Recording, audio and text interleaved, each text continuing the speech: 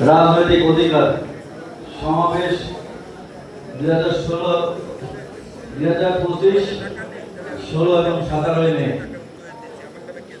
এই প্রস্তুতি সভার উপস্থিত সকল নেতৃবৃন্দ, ভাই বোনের, আমি নাম বলতে গেলে অনেক দেরি লাগবে, না আমাদের টাইম হয়ে যাচ্ছে, এই জন্য কারো নাম বলছি না। সকল স্তরের নেতৃবৃন্দ, ভাই বোনের, আসসালামু আলাইকুম। আমরা সেই 2008 সালে একটি অবৈধ নির্বাচনের পরে 2009 সাল থেকে আমরা কিন্তু এই আওয়ামী লীগের রোশানলে ছিলাম। আপনারা কেউ বাড়িতে ঘুমাইতে পারেন নাই, কেউ তার এলাকায় থাকতে পারেন নাই, আবার যারা ছিলেন হামলা মামলা শিকার হয়েছে, অনেক নেতা কর্মী আহত হয়েছে। আপনারা দেখেছেন এই আওয়ামী লীগ 2011 সালে আমাদের ছাত্র দলের নেতাদেরকে গুম করেছে। ছাত্র নেতা সাব্বির, ছাত্র নেতা ইমাদুল, তাদের দুজনকে গুম করেছে। আমাদের গত 2022 সালে স্বেচ্ছাসেবক দলের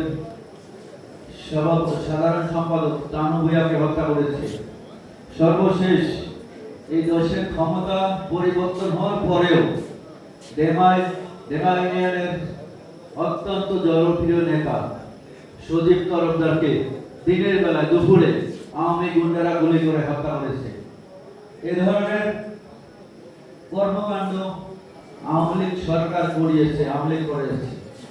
আমরা এর তীব্র নিন্দা জানাই, এবং যারা আমাদের এই রাজনীতি করতে গিয়ে শহীদ হয়েছে, যারা আমাদের বাগেরহাট জেলার অনেক সিনিয়র নেতৃবৃন্দ, আপনারা সবাই ছিলেন, মকবুল মল্লিক, অ্যাডভোকেট জাহাঙ্গীর আলী বাবু, অ্যাডভোকেট জাহিদুর রহমান, আমাদের সাবেক সভাপতি মুজাফফর উকিল, অ্যাডভোকেট মুজাফফর হোসেন, আমাদের দলের দীর্ঘদিন সাধারণ সম্পাদক ছিলেন শামসুল আলম তালুকদার সহ অনেক নেতৃবৃন্দ আমাদেরকে ছেড়ে চলে গেছেন। তাদের সবার আত্মার মাগফিরাত কামনা করি। তো আমরা আসলে 16-17 বছর খুলনায় অনেক কর্মী সভা হয়েছে, জনসভা হয়েছে। আমরা কিন্তু বাগেরহাট থেকে আগেও বলেছি সব থেকে বেশি নেতা কর্মী নিয়ে সেখানে উপস্থিত হয়েছি। আপনারা জানেন 2014 সালে যখন 13-14 সালে আমরা অসহযোগ আন্দোলনের ডাক দিয়েছিলেন আমাদের দল, মাজারের মোড়ে প্রতিদিন সকালে ভোরবেলায় আমরা হাজার হাজার নেতা কর্মী নিয়ে সকাল 6টা থেকে একেবারে দুপুর বিকেল পর্যন্ত আমরা মাজারের এই রোড প্রায় 10-15 হাজার নেতা কর্মী নিয়ে আমরা কিন্তু অবরুদ্ধ করে রেখেছি। কিন্তু আমরা কখনো কোনো বাসে ঢিল মারি নাই, কারো গায়ে হাত দেয়নি। আমরা শান্তি শৃঙ্খলার সাথে সে সকল কর্মসূচি আমরা পালন করেছি। 2014-তে বিনা নির্বাচনে আওয়ামী লীগ ক্ষমতা আসার পরে 14 সালের পরে 15 সাল থেকে আমাদের দলের নেতা কর্মীদের উপরে আবার সেই দুর্বিষহ নির্যাতন শুরু হয়। সেই নির্যাতন, হামলা মামলার শিকার হয়েও আমরা কিন্তু খুলনার প্রতিটি জনসভায়, বাগেরহাটে আমাদের কর্মসূচি করেছি, খুলনায় আমরা বিশাল নেতৃকর্মী মিছিল নিয়ে, নেতৃবৃন্দের মিছিল নিয়ে আমরা উপস্থিত হয়েছি। সে সময় কিন্তু বাস পাওয়া যাইতো না, বাসের থেকে বিভিন্ন জায়গায় চেক পয়েন্ট বসিয়ে আমাদের নেতা কর্মীদেরকে নামিয়ে রাখা হতো। বিভিন্ন জায়গায় চেক পয়েন্ট দিয়ে মোটরসাইকেল গ্রেফতার করা হতো। নেতা কর্মীদের প্রতিটা সমাবেশে যাওয়ার আগে আমাদের প্রশাসনের সাথে কথা বলা লাগতো, নইলে টাকা দিয়ে নেতা কর্মীদেরকে ছাড়ানো লাগতো। এখন কিন্তু সেই দিন নাই। এখন আপনাদের পুলিশের কোনো বাধা নাই, আওয়ামী লীগের কোনো বাধা নাই। সে সময় কোনো গ্রাম থেকে নেতা কর্মী সমাবেশে যোগদান করতে গেলে আওয়ামী লীগ এসে হুমকি দিত যে সবাই গেলে বাড়িতে ফিরে আসবে না, সবাই গেলে গ্রামে আসবে না। এরকম হুমকি উপেক্ষা করে, পুলিশের হুমকি উপেক্ষা করে, আওয়ামী লীগের নেতাদের রক্ত চক্ষুশীল উপেক্ষা করে আপনারা খুলনার জনসভায় উপস্থিত হয়েছেন। এখন আপনারা স্বাধীনভাবে চলাফেরা করছেন, আপনাদেরকে বাধা দেওয়ার কেউ নাই। তো আমি মনে করি সে সময় যে পরিমাণ নেতা কর্মী উপস্থিত হয়েছেন তার থেকে অনেক অনেক বেশি নেতা কর্মী কালকে আমরা একসাথে গিয়ে উপস্থিত হব। আমি আপনাদেরকে আবারও জানাতে চাই যে আমরা প্রতিবার ফার্স্ট হয়েছি। খুলনা বিভাগে 10টি জেলা আছে, 10টি জেলার মধ্যে সবসময় বাগেরহাট জেলা সব থেকে উপস্থিতি বেশি দেখিয়েছি আমরা। সেটি যেন কালকেও অক্ষুণ্ণ থাকে। আমরা যেন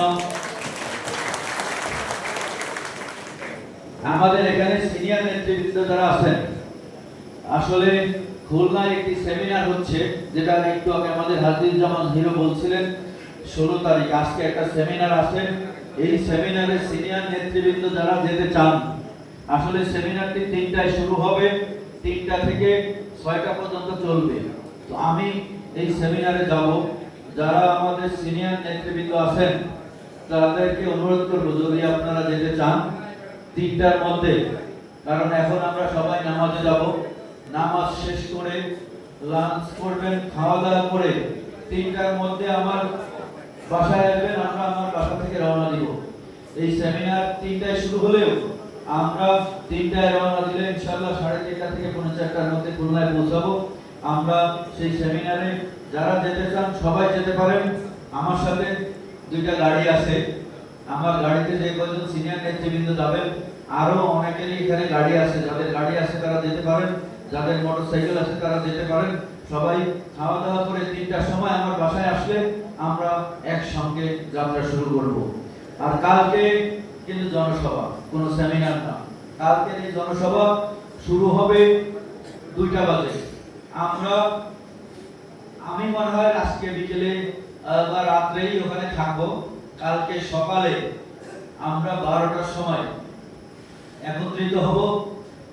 আমি একটু আগে বলেছিলাম শিববাড়ি মোড়। আমাদের এখানে নেতৃস্থানীয় কিছু নেতা আমাকে অনুরোধ করেছেন যে শিববাড়ি মোড় অনেক দূরে হয়ে যায়, এই জন্য আমরা আমাদের মিলিত হওয়ার যে ভেন্যু সেটি আমরা ঠিক করেছি। আপনারা সবাই চিনেন ফেরিঘাটের মোড়, চিনেন আপনারা? খুলনার পুরাতন বাস স্ট্যান্ড। এই ফেরিঘাট কিন্তু অনেক আগে এখানে বাস স্ট্যান্ড ছিল। খুলনার সেন্ট্রাল বাস স্ট্যান্ড ছিল ফেরিঘাট। ফেরিঘাটের মোড় বলতে পারেন, বা রেল স্টেশনের মেইন রোড, যেটা রেল স্টেশন, ফেরিঘাট মোড়, পাওয়ার হাউস মোড় সব কিন্তু এক জায়গায়। তো আমরা আশা করি ফেরিঘাটের মোড়ে সবাই একত্রিত হলে ওখান থেকে হেঁটে যেতে আমাদের বেশি কষ্ট হবে না। আর আমরা যারা রাজনীতি করি বিগত 16 বছর অনেক কষ্ট করেছি। আর একটু কথা বলবো, এখানে হাজার হাজার লোক উপস্থিত হবেন। আমরা কিন্তু এই জনসভায় আমি বহুবার খাবারের ব্যবস্থা করেছি, কিন্তু খাবার আমরা সঠিকভাবে পরিবেশন করতে পারি না। খাবারের জন্য আমরা বিভিন্ন ধরনের সমস্যার সম্মুখীন হয়েছি প্রতিবারই, যার কারণে আমরা কোনো খাবারের ব্যবস্থা রাখবো না। আমরা মুসলমান, আমরা কিন্তু মাসে 30 দিন, 30 আর 6 36 দিন রোজা রাখি।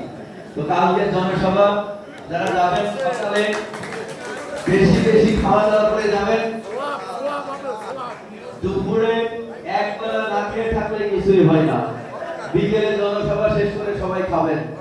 আমি কিন্তু যদি আমাদের খুলনায় যতদিন আমরা জনসভায় গেছি, হয়তো কর্মীরা আমি খাবার দিয়েছি, আপনারা খেয়েছেন, আমি কিন্তু খাবার কোনোদিন খাইতে পারি না। কারণ সব জনসভায় আমি মঞ্চে গেছি, মঞ্চে খাওয়ার কোনো ব্যবস্থা ছিল না, পানি অথবা বিস্কিট। কর্মীরা খেয়েছে, আমি কিন্তু খাইনি। আমার খাওয়া সকালে খেয়ে গেছি আর রাত্রে খাওয়া লাগছে। আমি কিন্তু যত জনসভায় গেছি কোনোদিন লাঞ্চ করতে পারি নাই। তো আপনাদের কাছে অনুরোধ, আপনারা মনে কিছু নেবেন না, কিছু শুকনো খাবার কাছে রাখবেন, অথবা সকালের নাস্তা একটু দেরি করে খাবেন, বেশি করে খেয়ে যাবেন, দুপুরে যাতে খাওয়া না লাগে। আর একটা অনুরোধ, সে অনুরোধ হলো যে আমরা জনসভায় উপস্থিত হয়ে সবাই বিচ্ছিন্ন হয়ে যায়, আড্ডাবাজি করি। দয়া করে এই আড্ডাবাজিটি করবেন না। সবাই, আমাদের একটি ব্যানার থাকবে, এমনকি ব্যানার 2টাও থাকতে পারে। আমরা একটা ব্যানার জেলা বিএনপির ব্যানার নিয়ে যাব। এই জেলা বিএনপির ব্যানার যেখানে থাকবে, দয়া করে আপনারা, আমরা ফেরিঘাট থেকে মিছিল শুরু করব, মিছিল শুরু করে সার্কিট হাউসে পৌঁছাবো। জেলা বিএনপি যেখানে অবস্থান নেয়, দয়া করে সবাই এক জায়গায় থাকবেন, কারণ এই সভাটি অনেক গুরুত্বপূর্ণ। আমাদের দলের মধ্যে অনেক ষড়যন্ত্র চলছে, দেশের মধ্যে অনেক ষড়যন্ত্র চলছে। আমাদের দলের অনেক নেতাকে ভুলভাল বুঝায়া আমাদের দলের মধ্যে ভাঙনের চেষ্টা চলছে। কারণ আপনারা জানেন যে বর্তমানে বিএনপি সব থেকে জনপ্রিয় দল, বড় দল। আওয়ামী লীগ নিষিদ্ধ হয়েছে, এখন আছে কে? শুধু বিএনপি। যে আপনারা জানেন জামাত ইসলামী একটি পার্টি, তাদের কিন্তু কি আছে আপনারা সবাই জানেন। ভোট করলে জামাত ইসলামী 5% এর বেশি তাদের ভোট নাই। অথচ তারা যখন কোনো সমাবেশ করে বা মিছিল করে, দেখা যায় হাজার হাজার কর্মী। এগুলো কিন্তু তাদের যতগুলা ভোটার ততগুলা কর্মীদেরকে নিয়ে তারা মিছিল সমাবেশ করেন। আমাদের সারা বাংলাদেশে আমাদের ভোটার আছে, আমাদের সমর্থক আছে, তারা কিন্তু এই সকল মিছিল মিটিং এ আসে না। কিন্তু যারা জামাত করে, জামাতের প্রতিটি সদস্য, ওদের প্রতিটি ভোট, এর বাইরে কিন্তু ওদের সাধারণ ভোটার নাই জামাতের। আর যে সকল পার্টি আছে, বিশেষ করে জাতীয় পার্টি, আপনারা সবাই জানেন যে জাতীয় পার্টি সকালে এক রূপ, বিকেলে আর এক রূপ। তাদের কোনো ধর্ম নাই, কোনো নীতি নাই, কোনো ঈমান নাই। আর একটি নতুন পার্টি হয়েছে এনসিপি, সেটা নতুন পার্টি।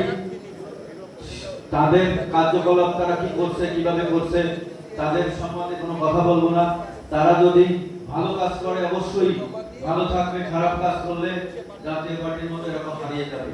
তো আমরা দোয়া করি, আমাদের প্রতিপক্ষ অবশ্যই প্রয়োজন। বাংলাদেশে সবসময় বিরোধী দলের প্রয়োজন আছে। আমরা চাইব বিরোধী দল অবশ্যই থাকবে, শক্তিশালী বিরোধী দল চাই আমরা, শান্তি শৃঙ্খলা বিরোধী দল চাই। আপনারা জানেন আওয়ামী লীগ ক্ষমতা এসে তারা শেখ হাসিনা তার বাপের মতো একদলীয় শাসন কায়েম করেছিল। তার বাপ যেমন বাকশাল কায়েম করেছিল, সারা দেশের সকল পার্টিকে নিষিদ্ধ ঘোষণা করে, সকল সংবাদপত্রকে নিষিদ্ধ ঘোষণা করে, একটি মাত্র সংবাদপত্র, একটি মাত্র দল, সেই প্রক্রিয়া তারা শুরু করেছিল। শেখ হাসিনা আসার পরে একই কায়দায় সমস্ত দলকে ধ্বংস করে, নিপীড়ন করে, শেষ করে দিয়ে তারা 40 বছরের টার্গেট নিয়ে ক্ষমতায় থাকার চেষ্টা করেছে। কিন্তু আল্লাহর বিচার আল্লাহই করেছে। আপনারা দেখেছেন শেখ হাসিনার বিদায় কিভাবে হয়েছে। শেখ হাসিনা তার দলীয় নেতা কর্মীদের নিয়ে ইন্ডিয়ায় পালিয়েছে, সাথে সাথে তার মৃত বাবা শেখ মুজিবকেও সঙ্গে করে নিয়ে গেছে। শেখ মুজিবের কোনো ছায়া বাংলাদেশে রেখে যায় না। কোনো বাংলাদেশের কোথাও শেখ পরিবারের কোনো ছবি নাই। শেখ পরিবারের যারা কবরে ছিল তাদেরকেও সাথে করে নিয়ে গেছে। ইনশাআল্লাহ আগামী 50 বছরে আর কেউ এই শেখ পরিবারের কাউকে বাংলাদেশে দেখবেন না। তো আমি আবার বলি, আমাদের ভেন্যু হবে ফেরিঘাট, পার হাউসের মোড়। সেখানে আমরা 12টায় উপস্থিত থাকার চেষ্টা করব এবং আমরা সবাই একসাথে যাব জনসভাস্থলে গিয়ে। দয়া করে কেউ আড্ডাবাজি করবেন না, দোকানে যাবেন না, সভাস্থলে উপস্থিত থাকবেন। এটা কিন্তু আমাদের কেন্দ্র থেকে নির্দেশনা দেওয়া হয়েছে আপনাদের উদ্দেশ্যে বলার জন্য, যে আমরা যেন সবাই সভাস্থলে থাকি এবং সভা শুরু হওয়ার পর থেকে সভা শেষ হওয়ার আগ পর্যন্ত, এবং কেন্দ্রীয় বিএনপির সকল নেতৃবৃন্দ কালকে খুলনায় আসবেন। আপনারা কেন্দ্রীয় বিএনপি কি বলে, বিএনপির নেতৃবৃন্দ কি বলেন, আমাদের দলের ভারপ্রাপ্ত চেয়ারম্যান তারেক রহমানের নির্দেশনায় এই সভা হচ্ছে। আমাদের নেতা জনাব তারেক রহমান কি বলেন, বেগম খালেদা জিয়া কি বলেন, সে সকল কথা অবশ্যই আপনারা শুনে আসবেন, আগামীতে সেটি কাজে লাগাবেন। আবার বলছি, আমরা আমাদের দলের মধ্যে কোনো ধরনের কোন ত্রুটি থাকলে আলোচনা করবেন, আলোচনার মধ্যে আমরা সমাধান করব। কোনো অবস্থাতেই কেউ কোনো ঝগড়া বিবাদ মারামারিতে জড়াবেন না, এটি আমার আপনাদের প্রতি অনুরোধ। এই কাজটি আপনারা করবেন না। সবাইকে ধন্যবাদ। বাংলাদেশ জিন্দাবাদ, জাতীয়তাবাদী দল জিন্দাবাদ, শহীদ প্রেসিডেন্ট রহমান, খালেদা জিন্দাবাদ, তারেক রহমান জিন্দাবাদ। আসসালামু আলাইকুম।